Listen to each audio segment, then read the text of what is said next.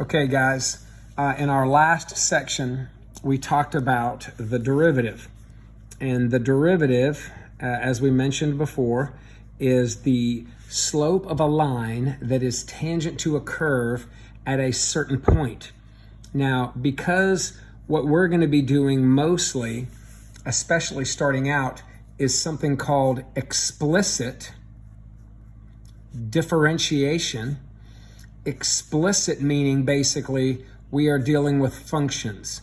Okay, so when you deal with functions, you notice that I only have the x variable here to the right. It might be something simple like this, but it could also be a function that is, maybe a product of two other functions. It could be a quotient of two other particular functions, like this. But anyway, these are called functions, and functions are written in explicit form, meaning there are only x's on the right side. Okay, so a y on the left, x is on the right. Or it could be a y on the left, t's on the right, or a y on the left, m's on the right, but whatever, basically one variable. If it was implicit, which we'll talk about very briefly this year and then much more next year, implicit would mean that they are not necessarily functions, probably not, but you could have x's and y's being multiplied together. There's a really good chance you can't solve for y in terms of x, so it's kind of maybe like a conic section, like a hyperbola, or an ellipse where you have, x's and y's mixed up together on the same side, or even multiplied by each other, like the pesky xy term. Anything like that would be implicit differentiation. Today we're going to focus more on what we do with functions, okay, or even just expressions, okay? So what we're going to talk about initially is something called the power rule. And the power rule, all right, if you look at your notes on page 63, if you look at the power rule at the top, it looks pretty simple, but I want to talk a little bit more about it than what you see here. Let me zoom in just a little bit, okay? Okay, so the power rule, if you look at this one, you have a function of a variable raised to a power. Now that power would most likely be, well, not most likely, would be a constant like 5 or 4 or 1/2 or -3 or any number. Doesn't have to be an integer, but just a number. And if you look at this, to take the derivative of this, you take the derivative of the left side, and right now we're just going to write f prime of x, but I'm going to talk more about that, okay? And then to take the derivative of the right side, you're going to take the power, multiply it by the number out front, which in this case is a 1, so n times 1 is n, and you're going to put that out front, and then you're going to copy the variable down, and then you're going to take this n and you're going to subtract 1 from it. So had this number been something like x to the 5th, you would now have 5x to the 4th. And that's the power rule. Now, one thing that I am not mentioning here is, and I'll get to in a second, is when you're done, you would go back and take the derivative of the variable. But you'll see in a second a variable, just the variable without the power. So you go back when you're done and you look at just the x. But what we're going to see in a second, the derivative of a single x is 1. So taking the derivative of that x and multiplying it by that doesn't really affect this when you multiply by 1. And if there is a coefficient out front, again, same thing, take the n, multiply it by the number out front. So n times a is whatever an is. I put that down there. So if that had been like a 2 and a 3, now I'd have a 6. And then copy the x down, decrease the n by 1, and then go back and look at that x and take the derivative of it and multiply it out to the side. And again, you're going to see that the derivative of a single variable, x, is equal to 1. Now, I'm going to talk a little bit more about this. I'm going to jump away from this, and then I'm going to come back to this sheet. So one thing I want you to remember is the derivative, again, is the slope of the line tangent to that graph. So if I were to give you just a single variable like x, or a single variable like 5x, or something like -6x, if you think about these are linear relationships, right? Y equals x, a line. Y equals 5x, a line. Y equals -6x, a line. These are linear. And what are the slopes of these lines? Well, the slope is of this line is 1. The slope of that line is 5. The slope of that is -6. Okay, so if you think about this, this actually did follow my rule. If I take a 1 right there, if I use the power rule, 1 times 1 is 1. And if I subtract 1 from this, I get x to the 0. Now, I could have written x to the 0 down, but because x to the 0 is 1, and 1 times 1 is 1, that's all I did to take the derivative of this. To take the derivative of 5x, I could have used my rule. 1 times 5 is 5. Decrease that 1 by 1 gives me an x to the 0. But because x to the 0 is 1, I end up with a 5. Same thing here. I could have said that using my rule, but because it's equal to 1, I get -6. Now, if this had been y equals x, okay, if this had been this function, then technically I have to take the derivative. When I take the derivative, I take the derivative of both sides. Well, the derivative of y is also 1, okay? Just like the derivative of x was 1, but the big difference is what we're really doing is taking the derivative of y with respect to x. We're saying dy dx. And the derivative of the y is 1, but like I said, you go back and take the derivative of the y when you're done. And that's why I leave it like this. Now, what I really should have done here, and that's why all we're going to write when I take the derivative of a y is dy dx. Okay? Now, when I write a derivative of x, what I'm really doing is applying the power rule, and I'm multiplying it. I'm going dx dx, which gives me 1 dx dx. But dx dx cancels, unlike dy dx. So that's gone and leaves me with this 1. Okay, let me go and mention this again. And I'm making it way harder than I need to just to emphasize something that I'm going to come back to later. So if I had the equation y equals 5 to the x right here, technically to take the derivative, I'm going to take the derivative of the y with respect to x, and I'm going to take the derivative of the 5x with respect to x. Now the derivative of y is 1, and then I go back dy dx. The derivative of 5x is 5 dx dx. But I always have to go back and take the derivative of the x when I'm done. Now, dx dx cancels, which is why I would just say the derivative of y with respect to x is 5. Okay, look at this -6x. If I have y equals -6x, if I am going to ddx, or take the derivative of both sides,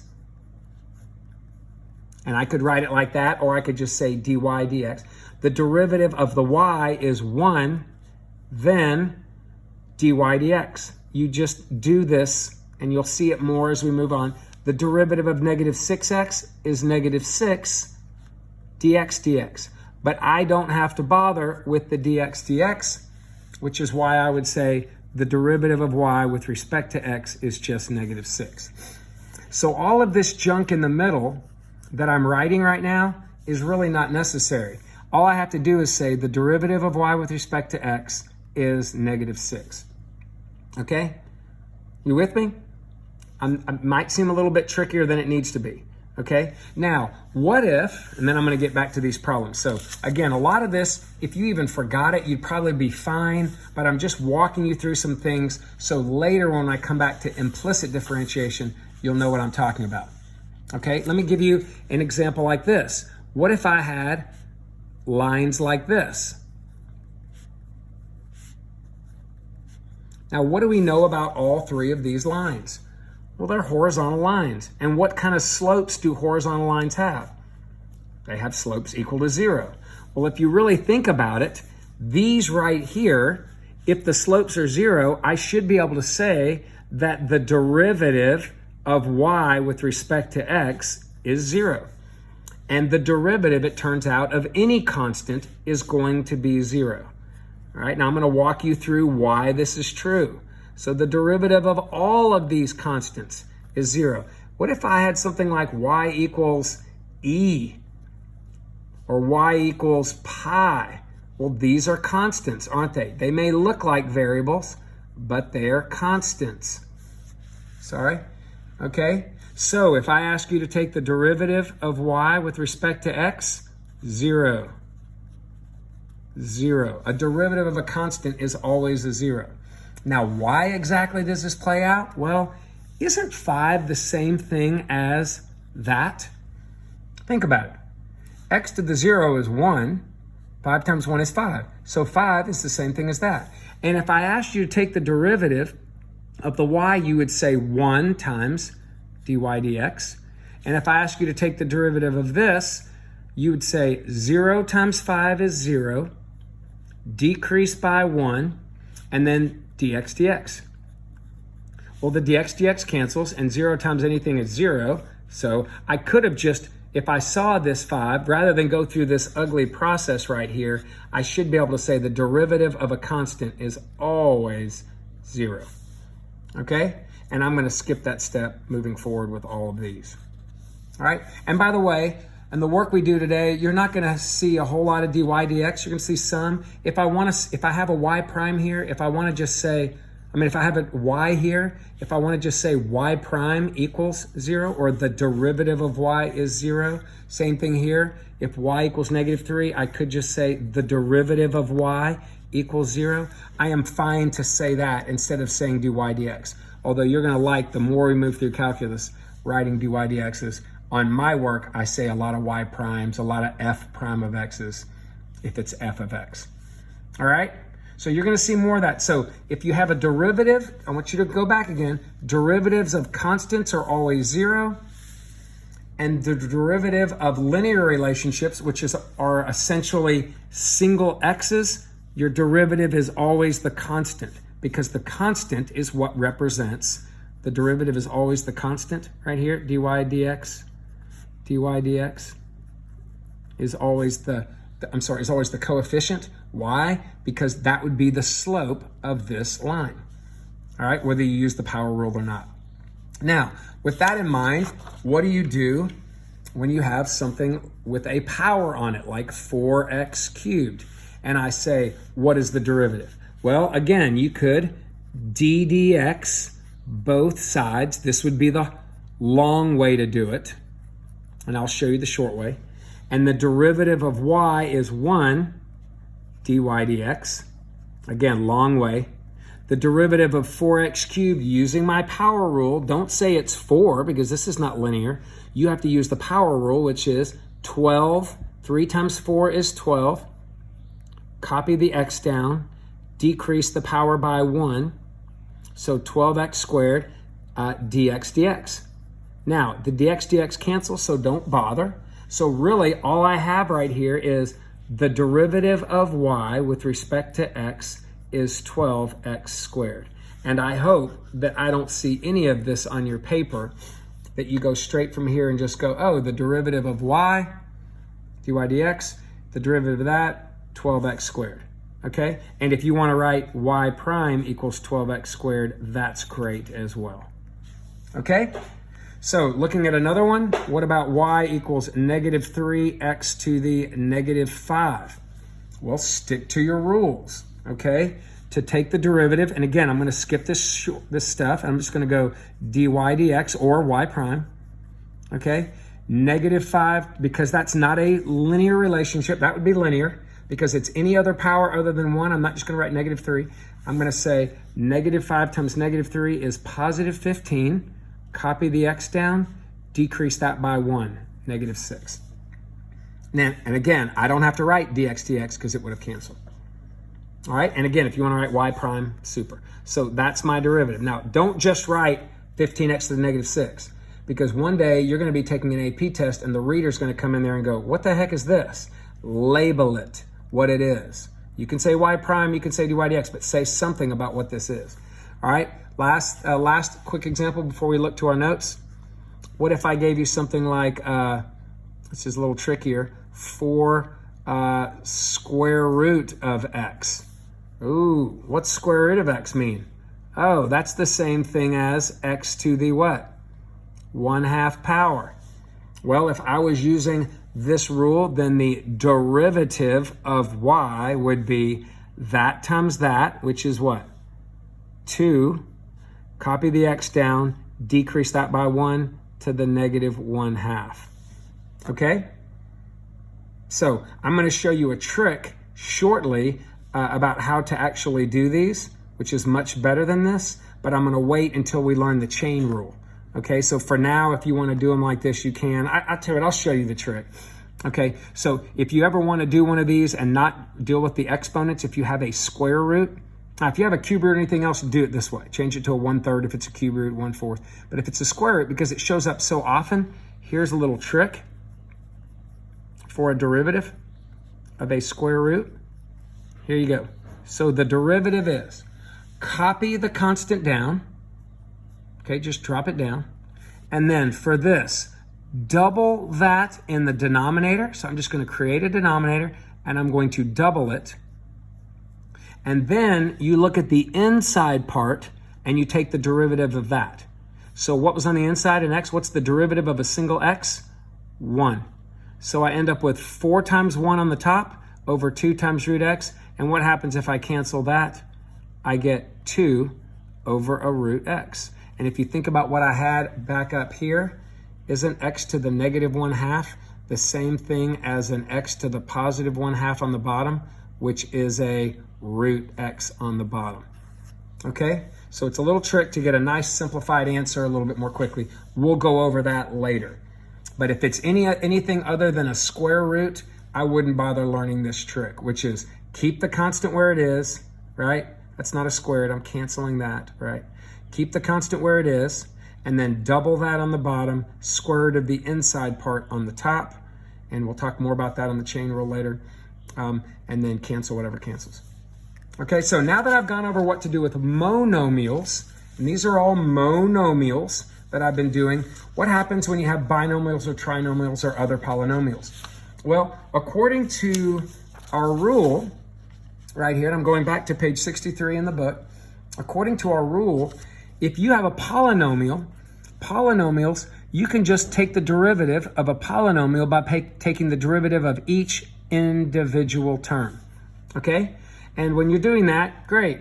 And we'll talk about that in a second. But that only works if you're adding or subtracting them. If you are multiplying, dividing, anything else, there's going to be other rules. But if you're adding and subtracting, you can do each part individually and then just join them together with whatever sign was in between.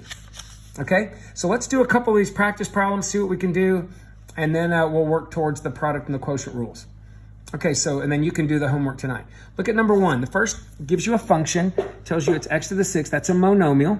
Okay, so to take the derivative, I'm just going to write f prime of x. And all that I was talking about, you could write dy dx since that really is y, but this is fine. And then this is not linear. This is x to the 6th. So I bring my power rule out and I go 6, copy the x down, decrease the power by 1.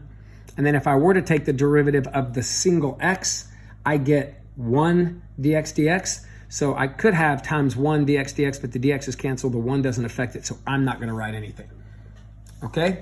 So I'm going to zoom in a little bit on these. Hopefully I will show you my work and not forget to move my sheet, but here we go.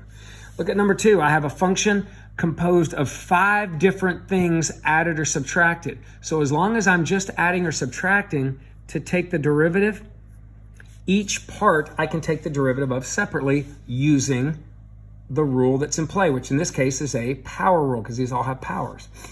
Okay, so the first one, what's the derivative of that part? It's 12x cubed because I'm multiplying the power times the front, copying the x down, decreasing the power by 1. Then I'm going to drop that negative, and I'm going to do this one.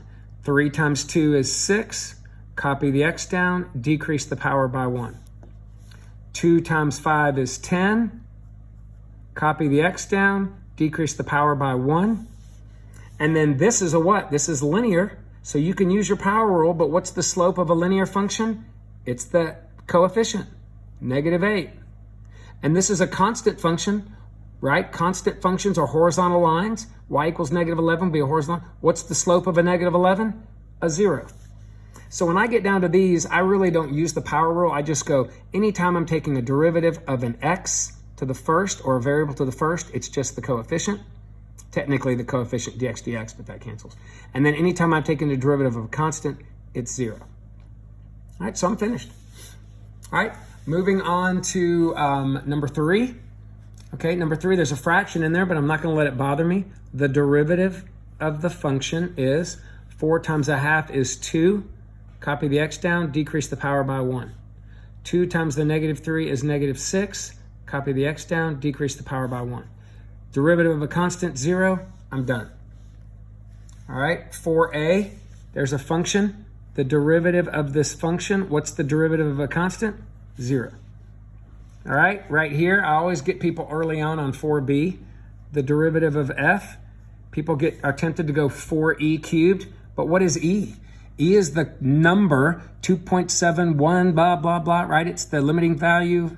We'll talk about that later. But e is an actual number. It's kind of like a pi, so it's a constant. And a constant to the 4th is another constant. So this is just a bigger constant. And the derivative of a constant is 0. Same thing here, right? If I'm looking at 4c, if I'm taking the derivative of that, don't say 6 pi squared d pi dx. Don't say something like that. We're looking at this and going, wait a minute, pi is a constant, pi cubed is a constant, pi cubed times 2 is a constant, so the derivative of this big constant is 0. All right, now number 5 is the last one before we get to the product rule. So number 5, I again have 4 terms that are being added or subtracted together, but you'll notice on a couple of these terms, I have variables in the denominator. Now, a lot of you guys will eventually look at this and go, I'm just going to do this with the quotient rule because this is technically 3 divided by that. And you know what? You could do this with the quotient rule, that divided by that. But anytime I can take an x and get it to the numerator and think about it as a variable, I'm going to do that. And when I do that, I can use the power rule. So I'm going to rewrite x squared as x to the negative 2 in the numerator.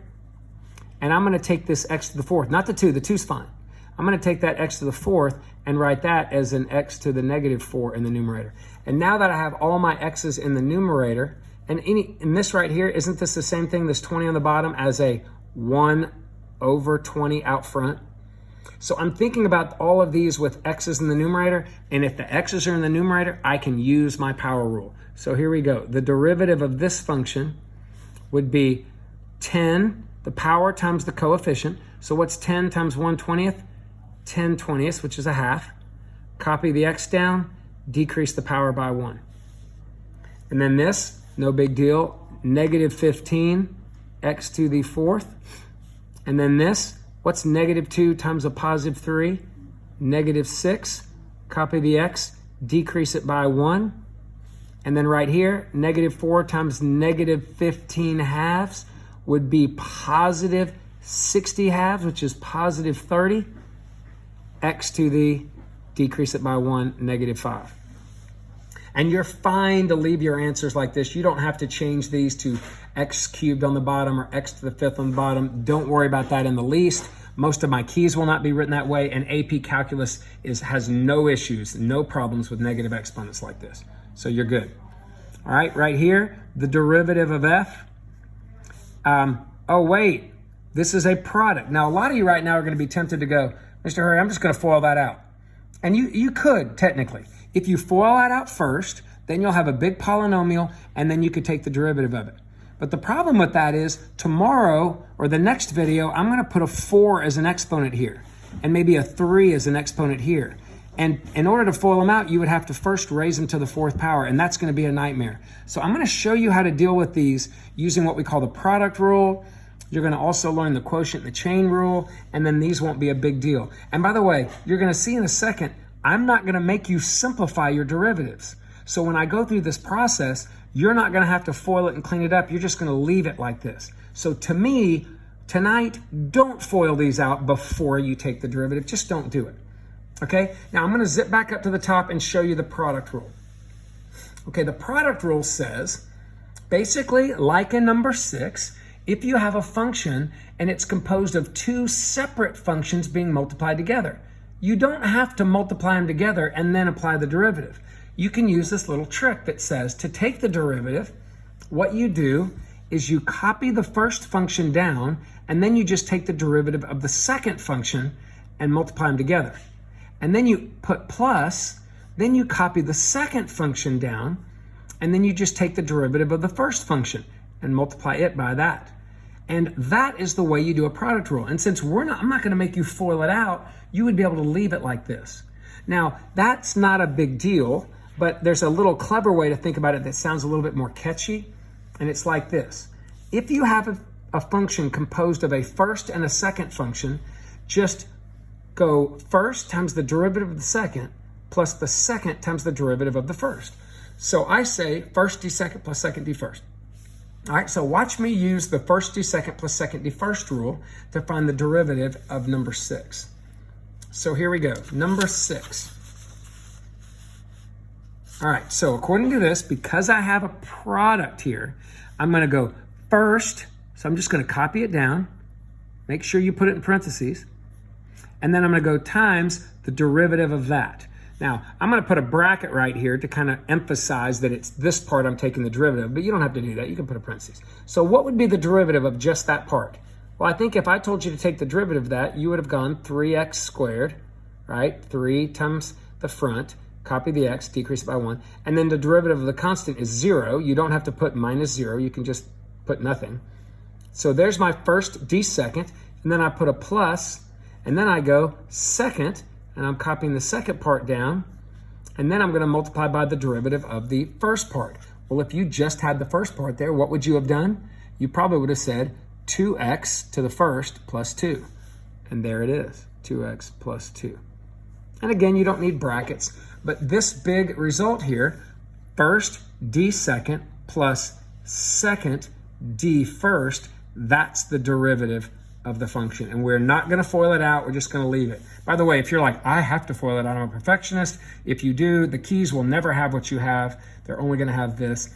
And by the way, the order might be different. If you don't go first d second plus second d first, and you go second d first plus first d second, that's okay, because the commutative property, you could change this order, associative property, different properties are in play there, but I like to go first d second plus second d first. If you do it in that order, your answers will match my answers and you'll probably be much happier.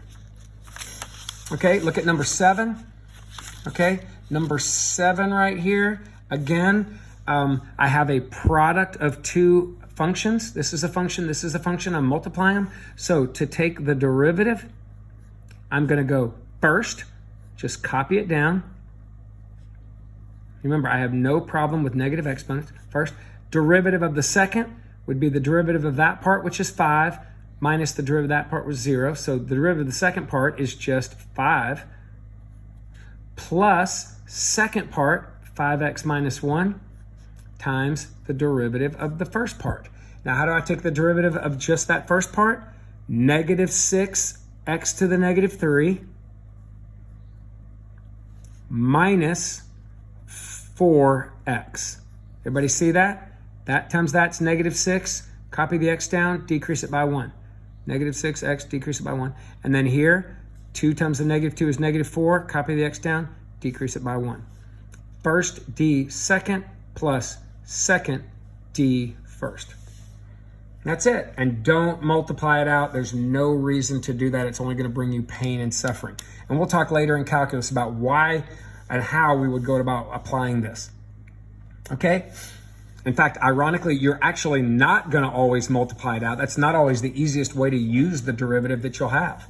Sometimes it's better just to start factoring it on the spot or other techniques that we'll learn. All right, so if you look at number 8 now, number 8, I'm going to kind of separate it from what I was just doing over there. Number 8, I don't have a product of two functions. I have a quotient of two functions. So we have to have a separate rule for the quotient rule. And again, these rules can be proved with implicit differentiation, but I'm not going to have time to do that this year with the whole coronavirus issue going on. Email me if you are interested. But I will talk about them next year in A, B. All right, so look at the quotient rule. The quotient rule is a very commonly used rule. And anytime I have a function that's made up of two other functions, you look at the rule and you're like, ugh, and you could ignore that right there in the red for now. But it says, it looks like I took the bottom part, multiplied it by the derivative of the top part, and then I took the top part and multiplied by the derivative of the bottom part, and it looks like I squared the bottom part. And another way of squaring the bottom part, if you just wrote out this formula, is to put the 2 with the h. It's kind of like you could write sine of x with parentheses squared, or you could write sine squared of x.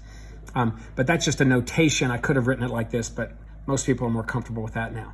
Now, this is really ugly to look at, so a simpler way to think about it is if you think about the top function, the g, as the high, and if you think about the bottom function as low, let me get that, stop it shaking, okay? Then what you end up with is the low times the derivative of the high minus the high times the derivative of the low over the low squared. And this is a lame way to remember this, but if you say it fast and you get low d high minus high d low, there's a Heidi in there. And Heidi's such a polite girl. She always goes second and lets the low d go first. And again, stupidly dumb, but if you ever get confused and you're like, wait a minute, is it low d high or high d low? Remember, Heidi's polite and she goes last. So it's the second part of the problem. So low d high minus high d low over the low part squared. So going back down to number 8, this is a very, very simple one. So I'm looking at number 8 here, sorry. Looking at number 8, and I know that's bouncing. Hold on a second. Okay, so looking at this number 8 here. All right, so let's take a look at this. So if I'm taking the derivative of this function, I'm gonna go, all right, it's gonna be a big fraction because it's a quotient, and I'm gonna go low times derivative of the high part. Now the derivative of this is just 1 minus nothing. So 1, and you don't have to put times 1, I'm just putting it to emphasize it. And then minus high part times the derivative of the low, and the derivative of the low is also 1 plus nothing, which is 1. And again, you do not have to put those ones, over the low part squared. And again, do not clean it up right now. All right, that's oftentimes not the best way to, you don't really want the derivative simplified a lot of the time. You just want to actually solve it or set it equal to 0, do other things. So we're not going to do any of that right now. We're just going to stop right here. Okay, if you look down at problem number 9, okay, we're going to look through that as well. All right, so looking at number 9 and 10. Number 9 right here. Sorry. Here's number 9. So to take the derivative of that, again, I've got a quotient. So the derivative is going to be, I know it's going to be a quotient, so I'm going to write a fraction. Low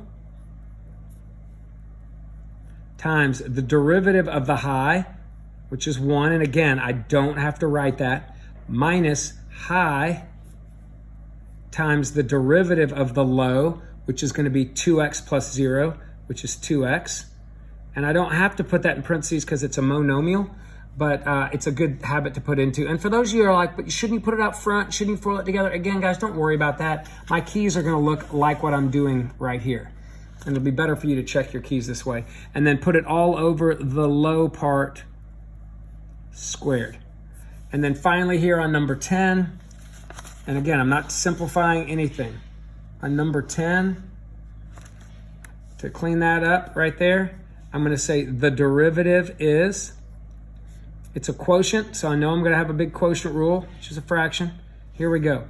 Low, so copy the low down. Whatever. Times the derivative of the high, which is what? 6x minus 3. Again, put it in parentheses, because if you don't put it in parentheses, it looks like you're only multiplying that by the first part. Or if you don't put the first part in parentheses, it looks like you're only multiplying the 3 by that. So put each part in parentheses when you do product and quotient rules. That's really important. So low d high minus high. So it looks like I'm going to have to extend my fraction bar there. D low, and the derivative of the low is 4x to the first minus 2. 4x minus 2. So low d high minus high d low, all of it over the low part squared. But Mr. Hurry, I need to FOIL it out. I got to square it. Please don't. There's no key that will help you there. It's only going to look like this. And by the way, if I have brackets around certain parts, that's not a big deal. Sometimes I bracket the parts where I'm the D high and the D low to show that. That's the part that I actually took the derivative of, but it's not necessary for you to do that. All right? All right, flip over to number 11. Those are the rules we have today, so I'm just going to throw a couple more things at you, and then you can do your homework. Number 11, to take the derivative, I'm going to show you this two ways.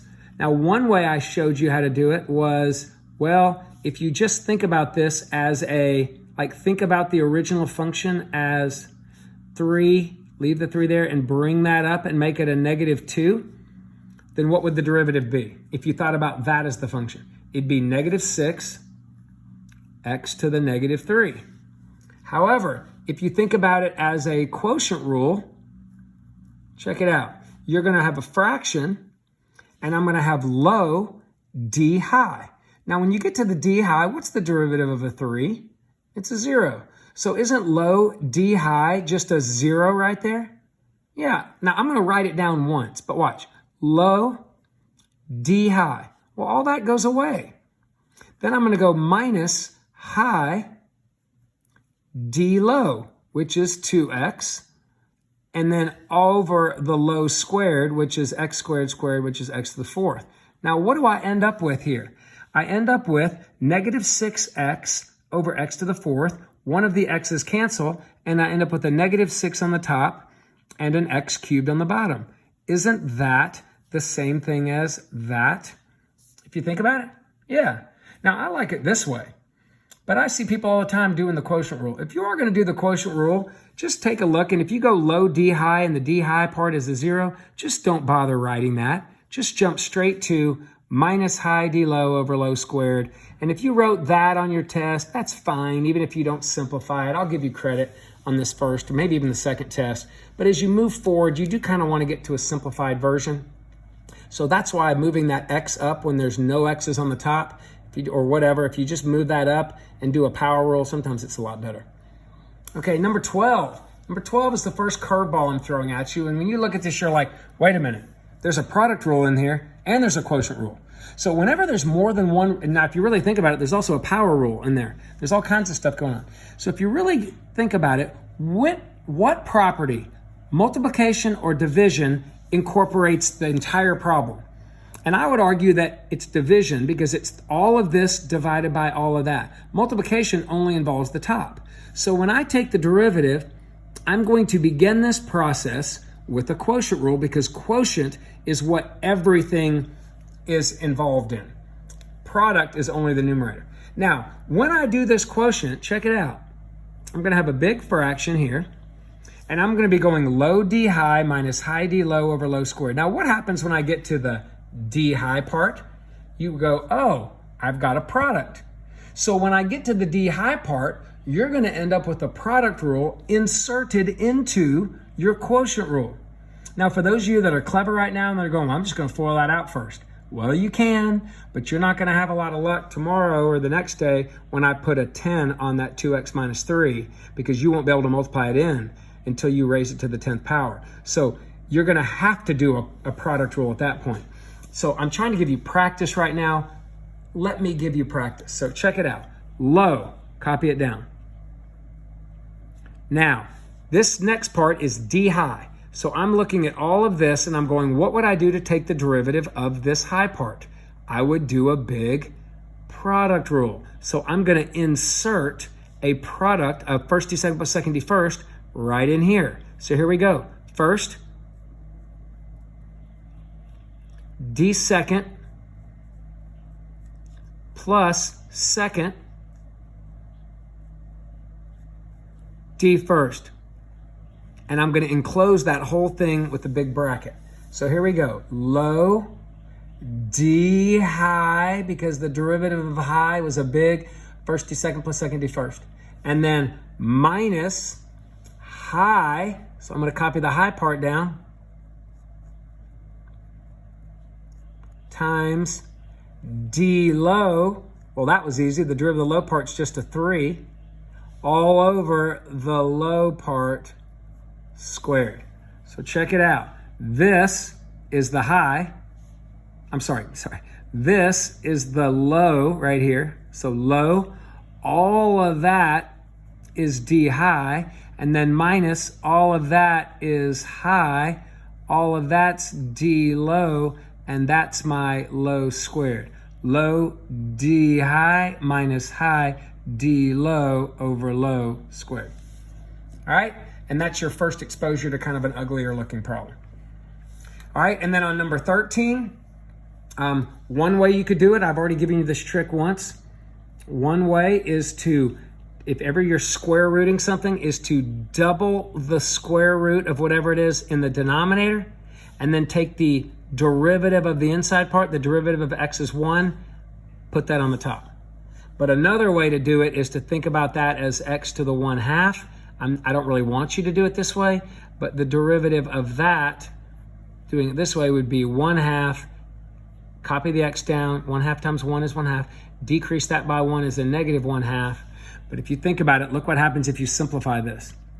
The 1 stays on the top, the 2 is on the bottom, and x to the negative 1/2 is the same thing as an x to the positive 1/2 in the denominator. And what's an x to the positive 1/2? A root x. So you can see it's a whole lot better, I think, to just know this rule. But when you come to there are rules for these, but they're not worth memorizing. I am going to just change this to x to the 1/3. But if you want to come up with your own rules, knock yourself out, but my keys will not reflect them. On problems like this, I'm going to say 1/3, copy the x down, decrease this by a 1. So if I subtract 1 from that, that's subtracting 3/3. I get a negative 2/3. And if I have a fifth root, that's the same thing as x to the 1/5. So the derivative is 1/5 times 1. Copy the x down, subtract a 1 from that, which is a minus 5/5. Negative 4/5 is the power I have left. Whoa, couldn't even see it. One more time. Change that to x to the 1/5, right? 1/5 times the 1 in front is a 1/5. Copy the x down, decrease the 1/5 by 5/5 or 1, which gives me negative 4/5. And as always, you could say times dx dx, but that cancels. All right, lastly, what do you do with this? Well, I want to point something out to you. If you really think about it, when I had a function that had a first part and a second part, my derivative was basically take the derivative of one of them. Actually, it was this. Copy one of them down, take the derivative of the other. First, d second. And then copy the other one down,